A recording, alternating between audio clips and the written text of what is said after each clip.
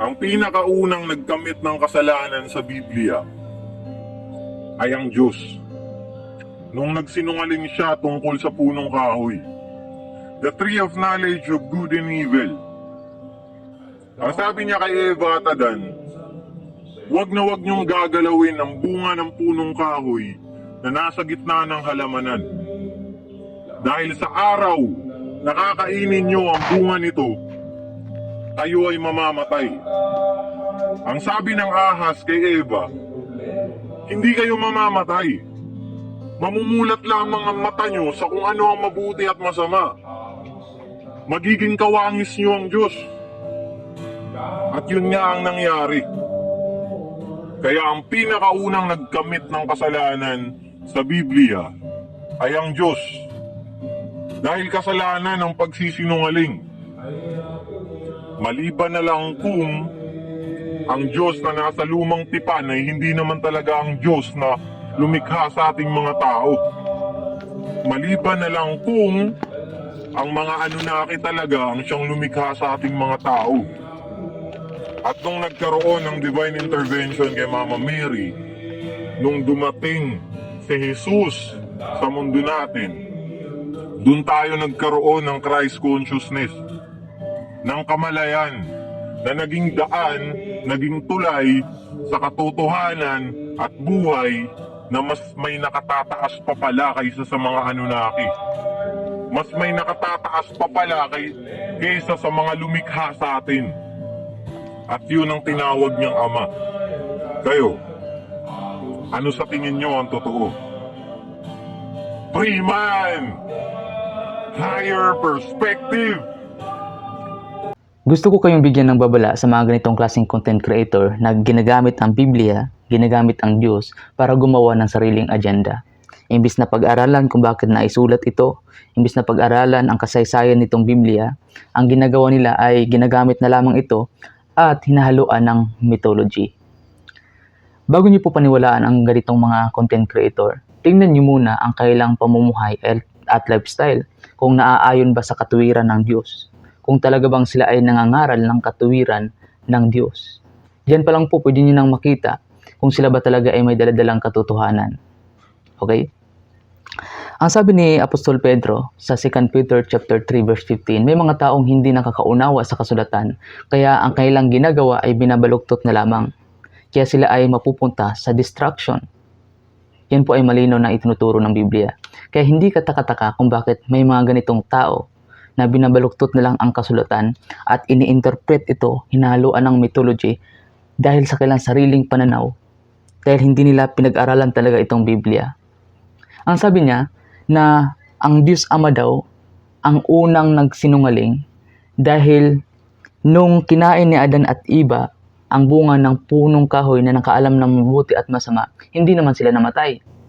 Dahil kung maalala natin sa Genesis chapter 2, ay sinabi ng Diyos, kapag kakainin nyo ang bunga ng punong kahoy na ito, kayo ay mamamatay.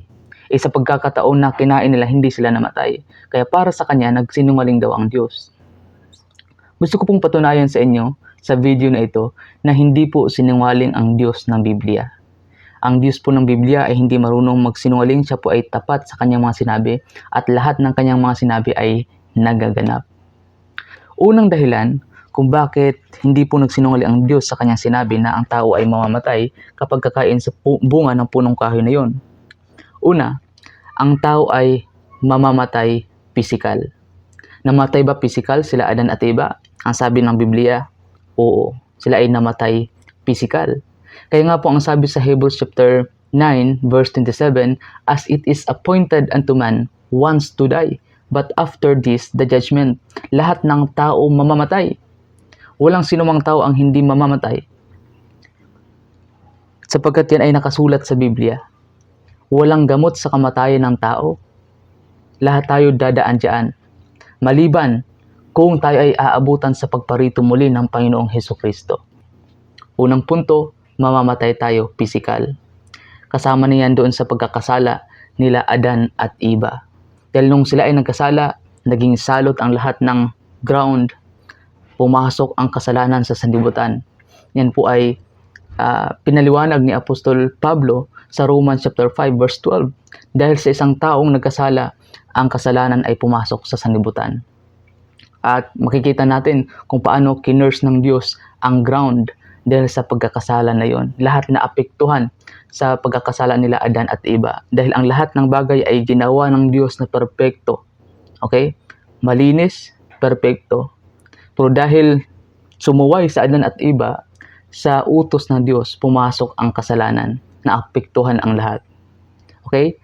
Una, mamamatay ang lahat ng tao pisikal. Pangalawa, ang tao ay patay spiritual. Ang tao ay ginawa sa imahe ng Diyos sa Genesis chapter 1 verse 26. Let us make man in our image after our likeness. So ginawa ang tao sa imahe ng Diyos, pero dahil sa pagkakasala, nahiwalay tayo sa fellowship sa Diyos. Tayo ay patay spiritual. Kaya nga po ang sabi ng Biblia, ang lahat ng mga makasalanan ay karapat-dapat mapurusahan sa impyerno. Romans chapter 6 verse 23, sapagkat ang kabayaran ng kasalanan ay kamatayan. Ibig sabihin, patay tayo spiritual. Tayo ay itatapon sa kapahamakan ng impyerno na siyang tinatawag na ikalawang kamatayan.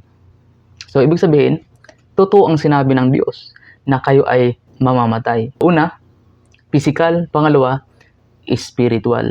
Kaya kung pag-aaralan natin ang Biblia, wala itong halong mythology.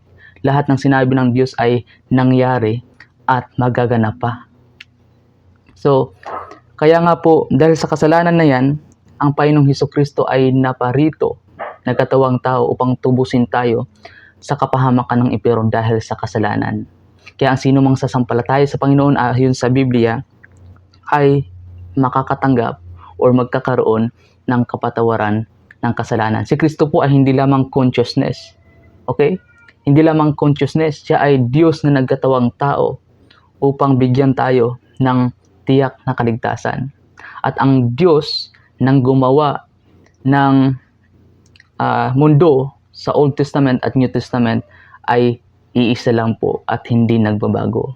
Kaya ipinikilala ni Kristo ang kanyang sarili bilang tagapagligtas, bilang sinugo ng Ama para tubusin tayo mula sa kasalanan. So yan po ay malinaw na itinuturo ng Biblia. Huwag po natin itong haluan ng mythology na nilalang daw tayo ng Anunnaki. Okay? Yan ay mga Greek mythology na labas na dito sa itinuturo ng Biblia.